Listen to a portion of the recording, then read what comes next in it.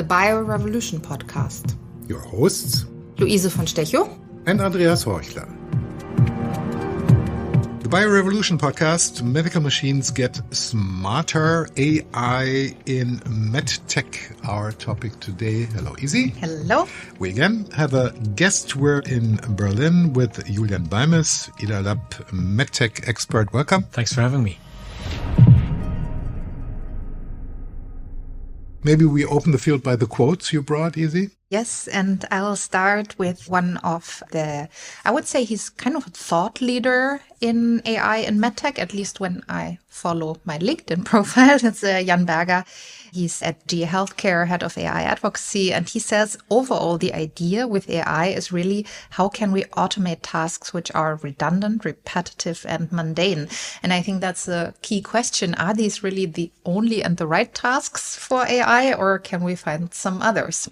Let's get right into it. What's the landscape right now? What's the lay of the land when it comes to AI and MedTech in the light of the quote we just heard? So to start with, maybe I think the MedTech industry is a very interesting industry for AI for several reasons. And not just because it's a massive industry that influences billions of people every day. So we're talking about approximately like $600 billion industry per year. But maybe for also to look into contrast with another huge industry, also in healthcare, the pharma. We have, first of all, a highly fragmented market. So we have something like 80% small and medium enterprises. And for them, that usually is maybe one of the first hurdles to get to AI. And then also we have a large diversity of products. So we have something like 500,000 products and like 10,000 of categories. But also, at the same time, these devices, first of all, produce data, usually, and also they're often very close to the patient. And so it would be great if we can get over all the legacy technology, the regulatory hurdles, and I'm sure we're talking about that, but also about these like very tech-focused culture that we have in many of these companies, and really leverage this data, this position that they have, and like open the path to the patient and allow these companies to combine the data with their very detailed knowledge about diseases and help to navigate patient journeys better than we can at the moment. And I think that is really a very interesting aspect of integrating AI into MedTech, because it enables some of the other trends that we're seeing in healthcare and medicine, which is actually having empowered patients who have a better understanding of what kind of disease they have and how can they manage, how can they monitor it. And for example, technologies like wearables, like other smart sensors can help the patients understand much better what they have. Because I think, something that we all know is that often patients who sit at the doctors don't quite understand what they're actually dealing with. I think this is one trend. The other one is that we have probably a trend towards having medicine much more virtual over time. And that, I think, is enabled by many, many different trends in MedTech, which can be helped by AI. This again is, of course, for example, monitoring heart rate with a smartwatch, but that can also be, for example, automatic integration of alarms in hospital systems. That's something, Julian, right, that you worked on. There are many, many different layers to that beyond the ones that very obviously come to mind. So I think here you really have this technology that can be an enabler for many, many different things. And this is quite exciting. Real world examples. It's just crossing my mind. A few weeks ago, I went to a huge plant of a corporate MedTech industry driver, artificial hips, knees, scalpels, stuff like that, shipped worldwide. And so, of course, they have a lot of AI applications in their administration, stuff like that. They have robots in the production and so forth.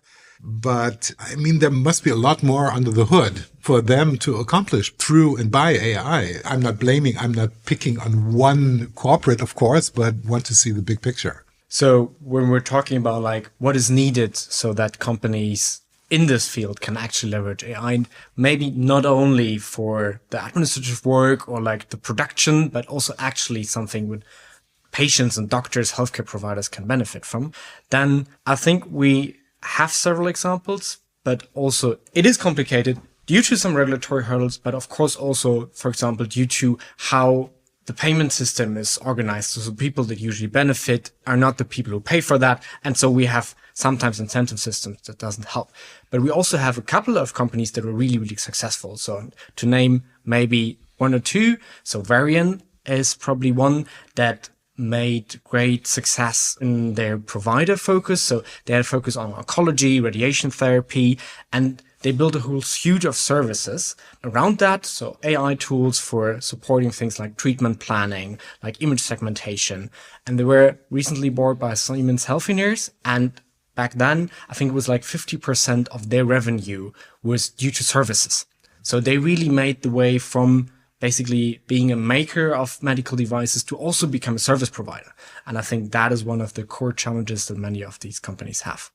We also have some other companies that were more patient focused. So ResMed might be another good example here. They started with the classic companion app, you could say, and then built more and more support systems for patients with sleep apnea, with COPD, to basically then cover the full care continuum.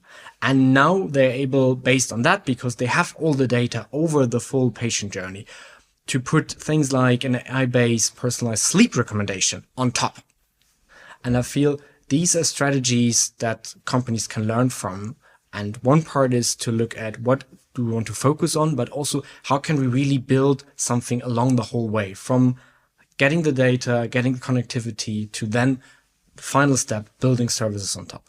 And it should be very interesting for those who are in charge of giving the money at the end of the day, because if you have the full-blown journey from, let's say, from gadget to real application, monitoring a lot of health data at that point, it should be very beneficial and saving not only time, but saving lives and saving a lot of money, right? Yeah. So one way to formulate maybe a bit of a vision here is that often in healthcare, we still have a very reactive system. Absolutely, yes. And of course, we would love to have something like you could say maybe like an always on triage system, right? Where we are continuously monitored and continuously have systems around us that say, oh, here we see maybe an issue. So there we should start to check, and not just when people start to feel the pain in their chest and then say, oh. And I think maybe one of the biggest, anecdotally, I would say great success story are really the smartwatches, like the Apple Watch that can detect AFib, because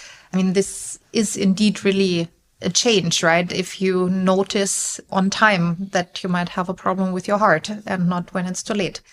And also having a chance to manage these conditions. And I think there are different providers, right? So I think this is really an example of this, how continuous monitoring can really benefit the patient, but might also, in the long run, benefit the healthcare system by catching something at a non-reactive stage, but more at a preventative stage. We can also already see is that's not only about monitoring, but also actually driving some decisions there. So there are patients who use their smartwatch if they have a pocket in the pill plan. So they basically have atrial fibrillation events, but they don't take certain medications continuously, but just when they have an event. So they can use the smartwatch to basically decide on, oh, do I have now an event? Should I take the medication or not? And that already works, because we know also from some studies around these smartwatches, which started as consumer device and then moved more and more into the medical device field, that especially heart rate measurements are very reliable. It is a bit different probably for some other indicators like oxygen saturation, respiratory rate. There the patient needs to be more carefully, but I feel especially heart monitoring, ECGs are really a big success story here. But I think, one thing, and I don't know how you see that, Julian, but I think one risk, of course, is to put patients on alert. I think in many cases, it's useful to have this alarm. Sometimes I wonder if you're being alarmed for something that, The psychological factor behind it is. Mm-hmm. Certainly. And we know that, of course, also from other settings, so like hospital settings where we have alarm systems now for decades, and where we see that, of course, for all device manufacturers, they have a strong incentive to not miss any event. And that often leads to many, many, many alarms that are not really actionable. And that, of course, can also lead to a cry wolf phenomenon, where at some point people just don't respond anymore. So yeah, that is certainly something that you have to take into account.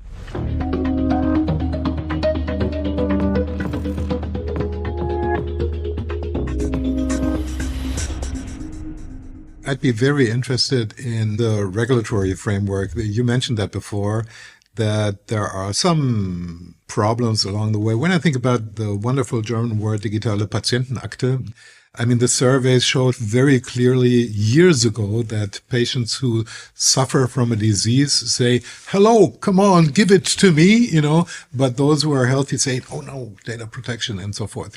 It's always kind of the same can that's kicked down the road in a sense, But to make the applications really fruitful, really happening for those who are healthcare providers, for the clinics, for the patient, for everybody involved, and make it an economic success as well, you need some modification of regulation, I guess. You do, and basically they're now shaping up the regulations. AI-enabled medical devices.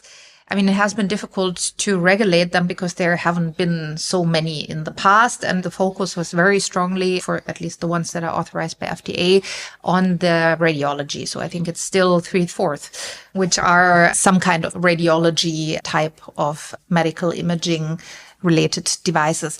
And most of them have been authorized under like pathway that is regulating moderate risk devices. And now we get different types of devices, and the FDA has just published a draft guidance that has more transparency. That's also something that patients have been calling for, because it turns out that patients often don't know if AI has been used, or the doctor tells them there has no AI been used when in your diagnosis, and then they see the report and they see, but there was an AI-enabled medical device that was probably used somewhere along the way, but the doctor maybe didn't even know about it. So I think for patients, this is really scary. And there have been quite some studies that show that patients generally, at least in the past decade, had quite a low trust on AI, which of course also comes from systems not working so well in the past, and especially decision tools like IBM's Watson, where we got to know that it made sometimes also kind of ludicrous suggestions for treatments or diagnosis. So I think for patients, all this is a black box and it's scary. So getting more transparency is important. And this is something that also the FDA is trying. I mean, they're trying to increase the transparency and trying to give some guidance what needs to be submitted. And this is a draft guidance, which is now in the phase where people can give feedback on it, and then it will come into effect potentially. What the FDA also has included, and that's actually also quite interesting, is method to make modifications on devices. Because at the moment, this is a locked state. And I think this is also something that is the case in the EU, that the device is the device. And if you want to make changes, that's a challenge. And with the current models and new data updates, that can easily become quite difficult to handle, I think.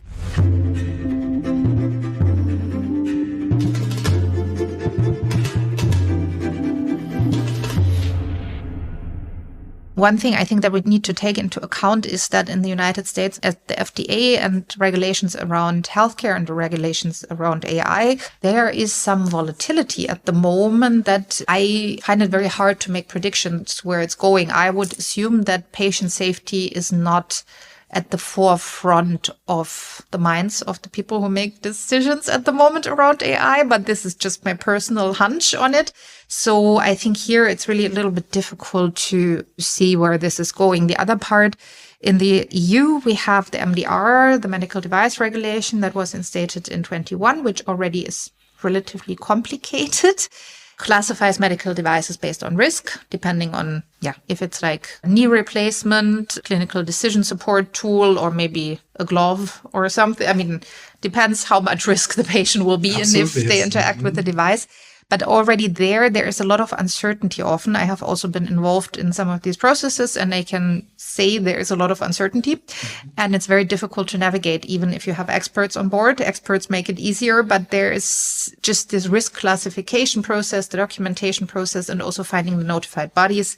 It's already a challenge. Now, on top of that, we have the EU AI Act that kind of regulates the same thing at the same time. And but somehow slightly different. Yeah. Same, but different. And those two somehow need to align. And there are points where it's possible to align, for example, the documentation, but some things also have to be doubled. And sometimes it's not really clear which part of the device will fall under which regulation and which notified body is in charge of testing it. And this is just I would say it feels from the outside a little bit messy. Jumping ship is not an option, right? That's true. But what we, of course, also have heard from our clients is that many regulatory teams already say we have so much to do with the MDR. Like, we don't need the EU AI Act on top or in addition. And so that definitely can become a hurdle, because if the regulatory team says no, then there's just no path to the market, right? At the same time, I think in general, the big question here is, how do we want to regulate something that is not fully deterministic in the end? And one approach is to say we don't, and we just trust the process, basically. And so we ensure that we have certain ways how things are developed, monitored, tested, and then hope that this will also ensure performances, biases, etc. is accounted for. And the other way would be to have some sort of reference data sets, some sort of probably simulated environments where we can actually test AI algorithms and also test them quickly. Yeah, and I think this is an important point, because I think one of the challenges, and we can maybe mention also the example that you had for that. I mean, the one thing is, of course, the regulation, so getting it approved, getting it authorized, getting it on the market. But the other part is, what do you do then with it in the real world? Because often, I mean, you would have to test it in the real world situation with your own data, with your own environment, with your own workflow. And this doesn't always work as well, or not at all. And this is, again, also some feedback, for example, that I got like on conferences from radiologists, where you always bring the example, it works really well for radiology. And then people is like, for us, it doesn't work. And our data, it doesn't work, because because I mean, it does work really well in the test data set. But if you then change any of the parameters in their hands, it takes a long time to get it to work, or sometimes it doesn't work. And I mean, this is also a reality that, of course, this, kind of development in the vacuum isn't always applicable to real world scenarios.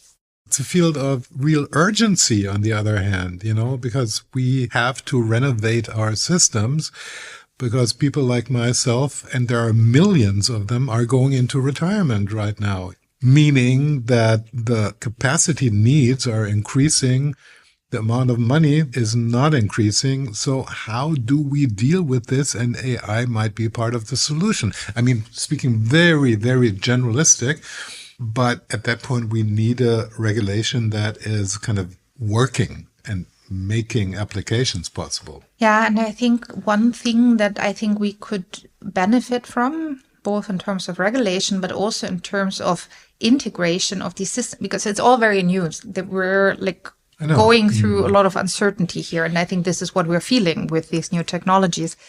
I think having pragmatic solutions would be really, really helpful. I mean, also something that you just mentioned, having the simulated environments wherein to test the models before you let them loose on the poor radiologist who then says, yeah, but it doesn't work. Why doesn't it work? Very true. And also like having some reference data that we can use. And because one thing is to bring to the market once, but as you said, like the real power is probably if we would be able then to adapt and update based on what the model sees then. And so we can't like write model cards every week. And for sure, there are no notified bodies who can read them and like comment on them and send them back.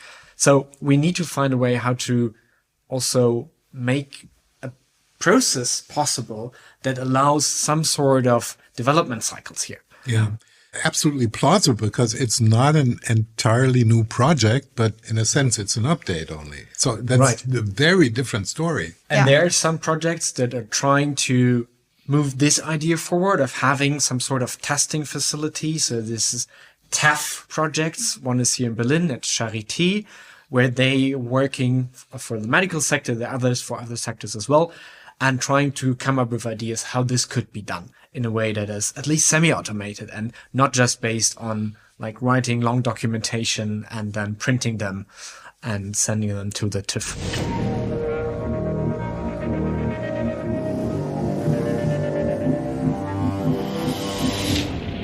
What do you feel in general? So I think this is such a hot topic, so I need to ask you, where do you see agentic AI going? Do you think it's the big thing, especially in medicine, that will it make its own decisions and really take over tasks from doctors? Or is it something that we're talking about very excitedly now, and then 2 years from now, no one will remember what that was? Is it the way of what was this? The mini disc that was so yes. Ancient You're a bit history. younger, so I don't know if you know still the mini disc, but that was a hype for years. Yeah. So it's for sure the next big thing for the next months. Yeah.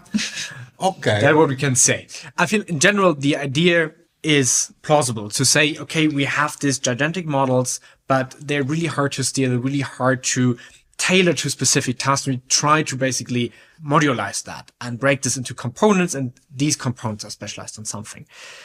What I'd like to see is all the concepts being tested on how do these models really interact, and how do they interact with other systems, because the full potential would be if they can really like work with, for example, hospital data, and they go to the EHR system, get some data out, etc. But we know that interfaces are often not just there, and that is one of the big issues that we have in many applications, especially in this field, right? That we don't have the data over the full system. So we talked already about the digitale Patientenakte, which is one part of this. But of course, there's so many legacy systems that are running on some databases designed in the 80s just for a very specific use case and not for like data sharing, data integration, etc. So that I think is one part, and not only the tech part, but also why should companies now open up that haven't offered any kind of APIs so far? The other part that I'm really curious to see is how do we really train and test these agentic systems? Because then we have a lot of little decisions that are really hard also to control, and also pretty hard to train and test beforehand, because the whole value would be that it's not just like a set of standardized tasks, but like reacting to input. And so I feel that could be challenging to get to a performance, to get to a accuracy, reliability that we need in many, many, many settings. And I think also from a regulatory standpoint, again, you might actually have different risk classes within your agent. So how do you even put that into the regulation if you have like a multi-purpose model at the center and then you have the smaller pieces around? I think especially also under the MDR, you have to have this intended use, right? Mm-hmm. So if you have a multimodal agent that can do many things, then it will also be tricky to assign this clear use case even. Yeah, nevertheless, we always are like often talking about the medical use case, and then we're thinking we get a diagnosed directly, don't need the radiologist. But also we have all these administrative processes about like scheduling, organizing, billing, etc. And there, of course, we might have more options to use these kind of systems. Which then also would not be as regulated, which of course, yeah. And I think this is also almost a little bit industry agnostic, right? Yeah. That you have a lot of back office tasks that AI can do very well and will be doing very well in the future. And I think especially in the healthcare and medicine sector, you have many, many, many of those, and you keep people who are in charge of medicine busy filling out forms and faxing them. But that also means we have a lot of like guardrails. We know kind of what we need at the end. And so it might help us to check then later on, is billing correct? Because we know like certain parameters need to be accomplished. Yeah, you mentioned the ivory towers in clinics, in corporates and businesses having their own server in the basement, some code written in the 1980s, 90s and saving their own stuff for eternity. And I mean, it's a no-brainer to know that in the age of AI, you need data sharing more than anything. Where do we stand in that journey right now? What would you say, how far is the path to go? I think that really depends on where we're looking. And so we have definitely some initiatives on this data sharing, not only from companies, but also things like the European health data space that are moving in this direction. Nevertheless, I know from the projects that we did that often the whole data integration, like understanding what's in the data, is a huge part and not easily automated. Because it's not just about systems are very differently, but also then people are using them very differently. So a doctor might have a certain way how he says, oh, this patient doesn't come the next 2 weeks to the dialysis treatment. But if you're looking just at the data, then it's an X in some random column. And if you don't talk to the doctor, you have no idea what's going on there. So I hope we get to a point where it's easier to share data, where it's easier to integrate data. But I think in many, many areas, that is a very long way to go. But I think also following now the standards like FAIR and having people more aware, I think AI itself will also be a driver of having data more standardized and in a better shape, basically. So it becomes shareable because there is a lot of data. I mean, we have a lot of data, but a lot of it is also really simply garbage because it's too fractionated, it's not annotated, it's not dimensional enough, so we can basically not do anything with it. So, and even it starts even much lower. Anecdotal, I went to a doctor recently and she faxed my data to the clinic. I mean, that speaks volumes, doesn't it? I think we need faster faxes. That's the solution. That's the solution. Much better than AI.